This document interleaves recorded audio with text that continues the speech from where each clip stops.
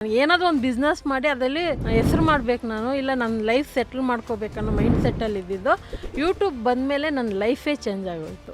YouTube ಮಾಡೋಕ್ಕೆ ಮುಂಚೆ ತುಂಬ ಕಷ್ಟ ಬಿದ್ದಿದ್ದೀನಿ. ಯೂಟ್ಯೂಬ್ ಅಂತ ನನಗೇನು ಗೊತ್ತಿರಲಿಲ್ಲ ಅವಾಗೆಲ್ಲ, ಯಾಕಂದರೆ ನನ್ನ ಹತ್ರ ಫೋನ್ ಇರ್ತಾ ಇರಲಿಲ್ಲ.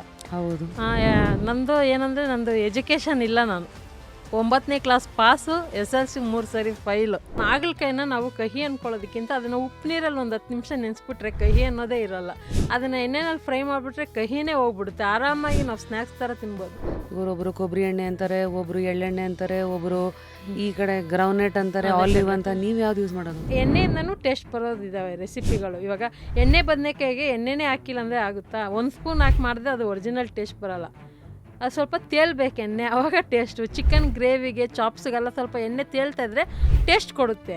ಗಾರ್ಮೆಂಟ್ಸು ಚೆನ್ನಾಗಿರುತ್ತೆ, ಜಾಲಿಯಾಗಿರುತ್ತೆ ಅಂತ ಹೋದೆ. ಆವಾಗ ಜಾಲಿ ಎಲ್ಲ ಹೋಯ್ತು, ನಮಗೆ ಕಷ್ಟ ಅಂತೂ ಗೊತ್ತಾಯಿತು. ಗಾರ್ಮೆಂಟ್ಸಲ್ಲಿ ಸ್ವಲ್ಪ ಆವಾಗ ಕೆಲಸದ ಮೇಲೆ ಪ್ರೆಷರ್ ಕೊಡೋರು. ಅದು ಹೆಂಗೆ ಅಂದರೆ ಡಿಪ್ರೆಷನ್ ಥರನೇ ಹೋಗ್ಬಿಟ್ಟಿದ್ದೆ ಫುಲ್ಲು. ಯಾಕಮ್ಮ? ಏನು ಯಾರು ಸಪೋರ್ಟ್ ಇಲ್ಲ. ನಾನು ನಮ್ಮಮ್ಮ ನಮ್ಮ ತಮ್ಮನೇ ಆ ಥರ ಇದ್ದಿದ್ದು. ಫುಲ್ ವಿಡಿಯೋನ ನೋಡಿ ಆನ್ ರ್ಯಾಪಿಡ್ ರಾಶ್ಮೀಸ್ ಯೂಟ್ಯೂಬ್ ಚಾನಲ್.